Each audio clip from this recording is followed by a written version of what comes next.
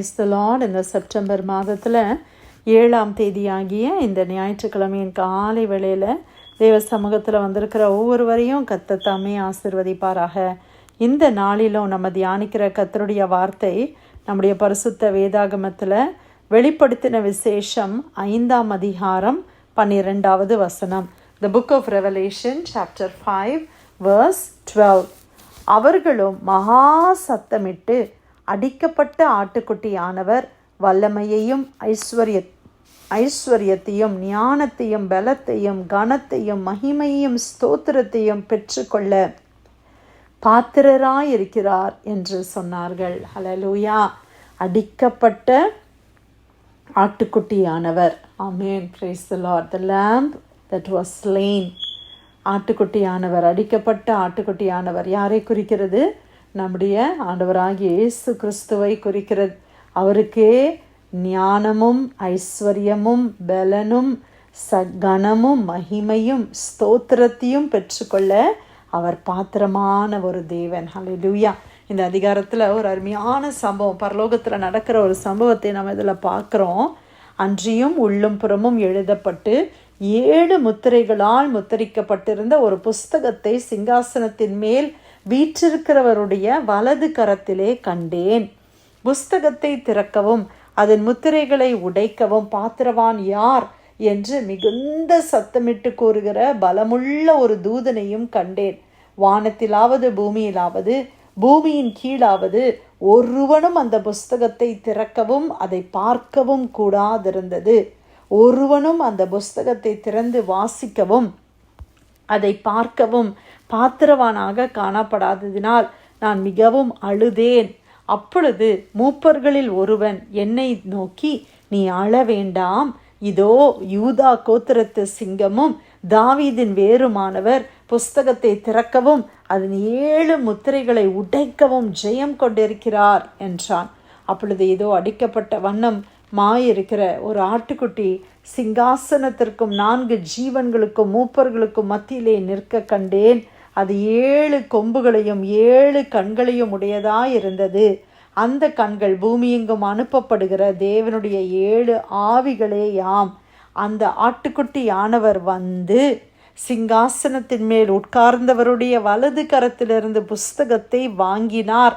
அந்த புஸ்தகத்தை அவர் வாங்கின போது அந்த 4 ஜீவன்களும் 24 மூப்பர்களும் தங்கள் தங்கள் சுரமண்டலங்களையும் பரிசுத்தவான்களுடைய ஜெபங்களாகிய தூப வர்க்கத்தால் நிறைந்த பொற்கலசங்களையும் பிடித்து கொண்டு ஆட்டுக்குட்டியானவருக்கு முன்பாக வணக்கமாய் விழுந்து, தேவரீர் புஸ்தகத்தை வாங்கவும் அதன் முத்திரைகளை உடைக்கவும் பாத்திரராய் இருக்கிறீர். ஏனெனில் நீர் அடிக்கப்பட்டு சகல கோத்திரங்களிலும் பாஷைக்காரிலும் ஜனங்களிலும் ஜாதிகளிலும் இருந்து எங்களை தேவனுக்கென்று உம்முடைய இரத்தத்தினாலே மீட்டு கொண்டு எங்கள் தேவனுக்கு முன்பாக எங்களை ராஜாக்களும் ஆசாரியர்களும் ஆக்கினீர்.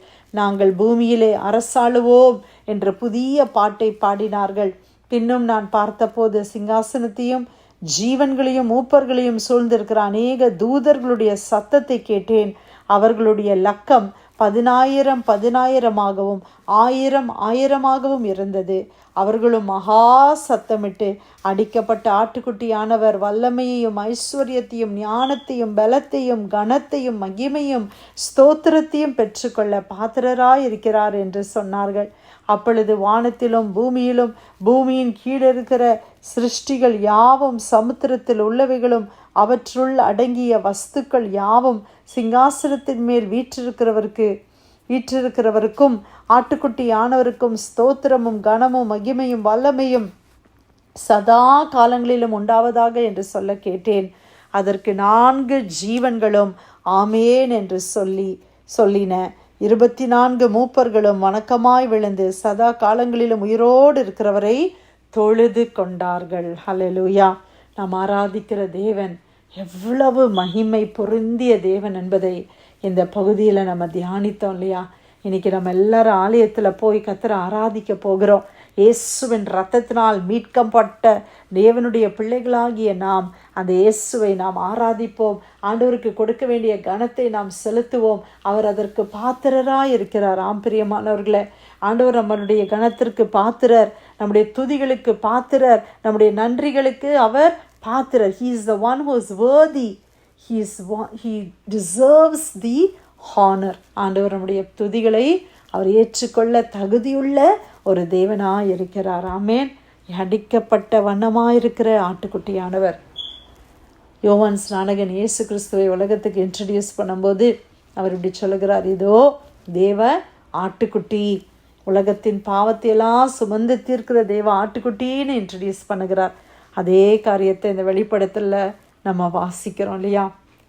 யாருமே பெற்றுக்கொள்ள முடியாத அந்த சீலை உடைக்கிற ஒரே ஒரு தகுதி கர்த்தருக்கு மாத்திரம்தான் இருந்துச்சு. இன்றைக்கி நம்ம எல்லாம் ஆலயத்தில் போய் ஆண்டவரை நல்லா ஆராதிக்க கர்த்தர் நமக்கு கிருபை செய்வாராக. வெளிப்படுத்தின விசேஷம் 5ஆம் அதிகாரம் 12வது வசனத்திலே சொல்லப்பட்டது போல, அவர்களும் மகா சத்தமிட்டு அடிக்கப்பட்ட ஆட்டுக்குட்டியானவர் வல்லமையும் ஐஸ்வர்யத்தையும் ஞானத்தையும் பலத்தையும் கனத்தையும் மகிமையும் ஸ்தோத்திரத்தையும் பெற்றுக்கொள்ள பாத்திரராயிருக்கிறார்கள் என்று சொன்னார்கள். அந்த தூதர்களோடு மூப்பர்களோடு கூட நாமும் ஆராதிக்க கர்த்தர் நமக்கு கிருபை செய்வாராக. யாராவது ஒருத்தர் இந்த காலை வேளையில் நம்ம ஜெபிக்கலாமா?